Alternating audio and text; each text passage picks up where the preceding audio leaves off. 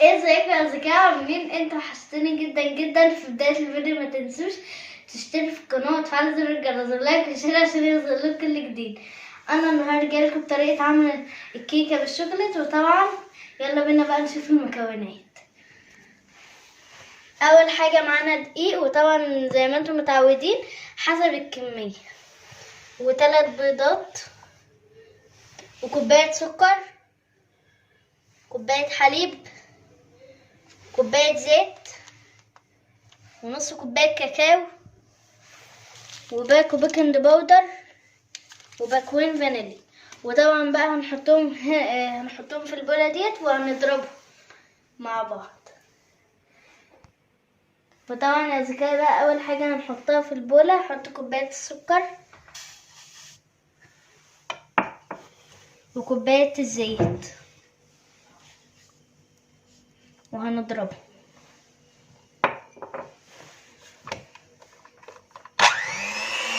هنضربهم بقى لحد ما السكر يدوب كله مع الزيت.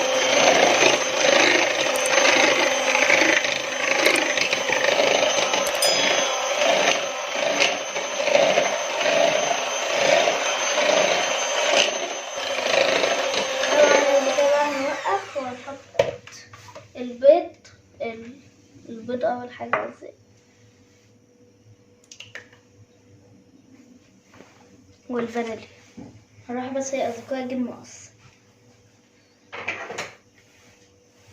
طبعا انا جبت المقص يا اصدقائي. هفتح بقى المكوين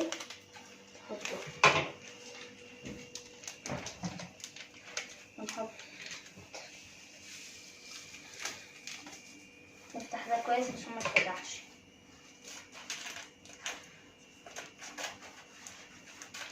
هنفضيهم بقى وهنضربهم بقى مع بعض. نضرب بقى الزبادي كله مع بعض.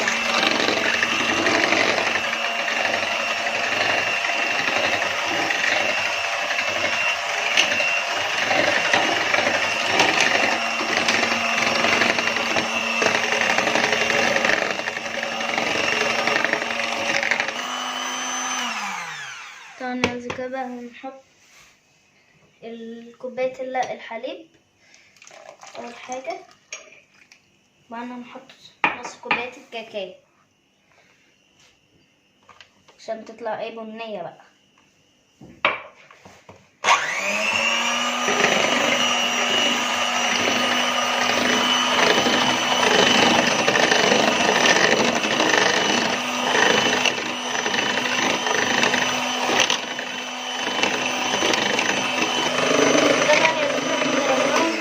هنادي بقى الماما عشان تساعدنا في حطين الدقيق.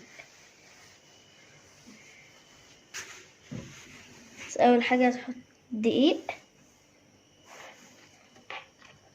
حط شويه دقيق كده. هضرب بقى انا. بصي يا اصدقائي شكل البوله، بس ده على قد ما بقدر بقى. وهنحط البيكنج باودر وهنحط دقيق كمان.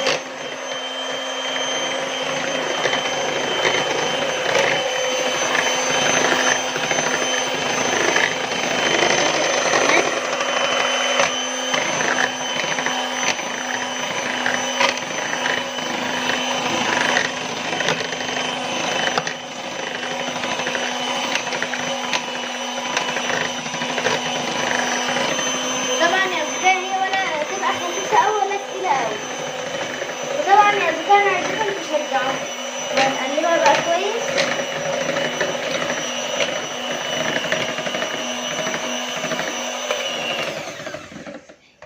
وده شكلها يا اصدقائي. وطبعا يا اصدقائي بقى هنجيب الصينيه عشان نحط الخليط دوت فيها.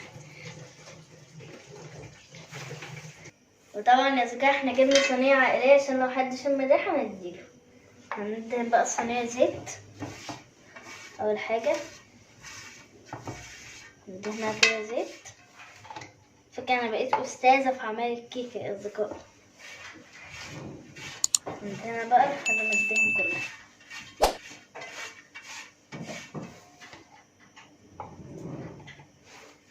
عشان اخر حتة.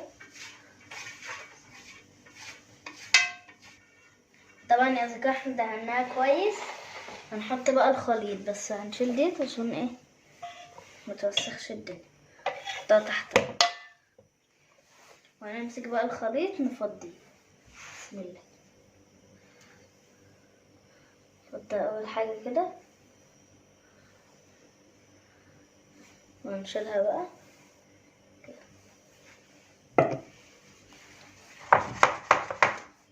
طبعا بشوف ما بتعملنا كده فنقلد بقى. طبعا يا اصدقائي ده شكلها. وطبعا احنا كنا مولعين الفرن قبلها، وطبعا لازم تكونوا مولعينه قبلها، وطبعا هنحطه في الرف الوسطاني. ودلوقتي يا اصدقائي بقى خلصنا من الخطوه الاولى، هنخش على الخطوه الثانيه. معانا طبعا الصوص الشوكولات بتاع الكيكه بتاع التزيين من فوق كده. اول حاجه معانا نص كوبايه حليب،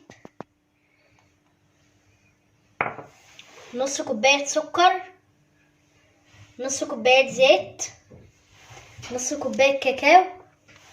طبعا هنحطهم بقى هنا كلهم. اول حاجه هنحط الحليب، وبعدين هنحط السكر،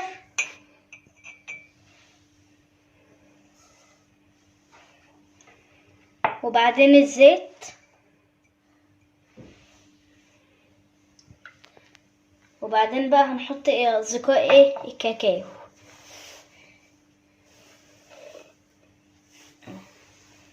هنقلبهم بقى، نقلبهم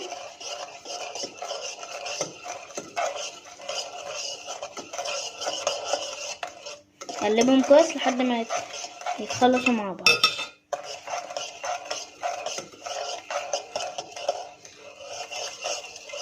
لحد ما الكاكاو يدوب يبقى لونه بلاك كده. وطبعا يا اصدقائي بقى هنحطها على النار تغلي غلوتين، وهننزلها تبرد عما الكيكه تطلع. وطبعا يا اصدقائي بقى معانا الكريمه. تالت خطوه طبعا معانا الكريمه ونص كوبايه حليب. طبعا بقى هنضربهم في المضرب. وطبعا يا اصدقائي بقى صوص الشوكولات. بصوا هنسيب بقى يبرد. هو لسه جاي من على النار، سيبناه يغلي غلوتين وهنسيب بقى اما يبرد خالص. وطبعا هنضرب بقى الكريم.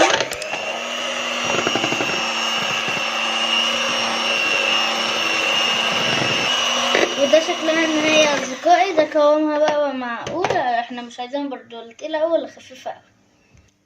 ضربناه يا اصدقائي قبل كده عشان بس مش عايزين نطول عليه. طبعا يا اصدقائي بقى الكيكه خرجت من الفرن وده شكلها. وطبعا بقى احنا هنعمل فيها تكه، هنخرمها طبعا وهنحط عليها حليب. طبعا ماما اللي هتعملها. ماما بقى اول حاجه تخرمها.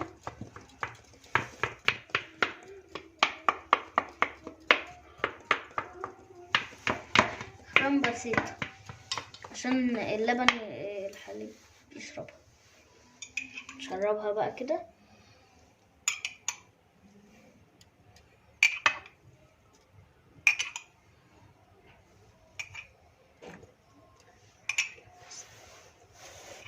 حليب بسيط، معلقتين 3 مش هنكتر يعني، بس ندي تكة.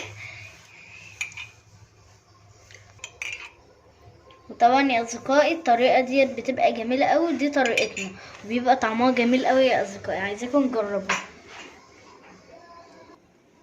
وهنسيبها يا اصدقائي بقى تبرد شويه براحتها خالص، وهنرجع لكم تاني. طبعا يا اصدقائي بقى الكيكه بردت، وطبعا الصوص برد عشان ما ينفعش تحط كل حاجه سخنه. وده شكلها. طبعا ماما بقى هتحط الكريمه.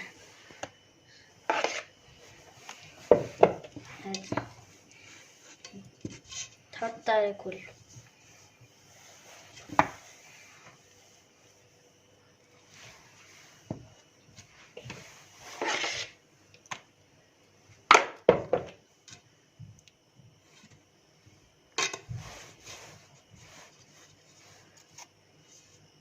نحط كريمة ونسويها.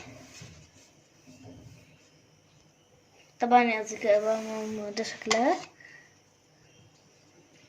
هي خلصت بقى وده شكلها. هتحط بقى الصوص.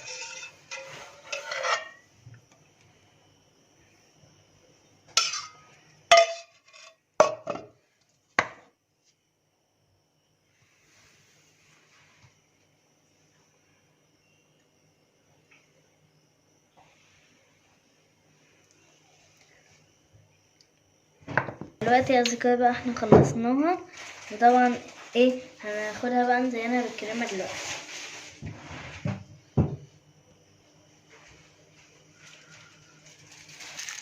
ودلوقتي بقى يا اصدقائي هنحط الكريم بقى هنزينها.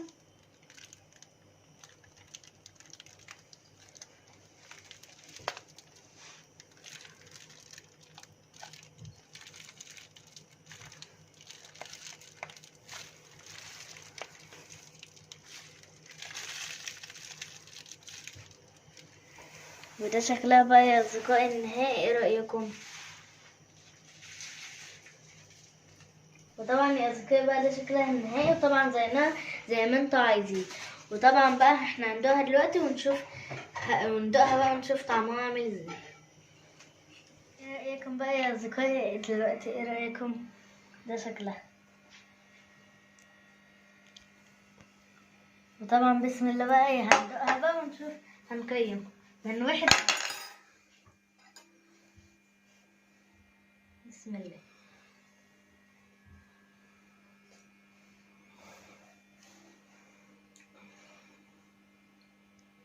طعمها جميل قوي يا اصدقائي، هديها من 10 من 10. وباي.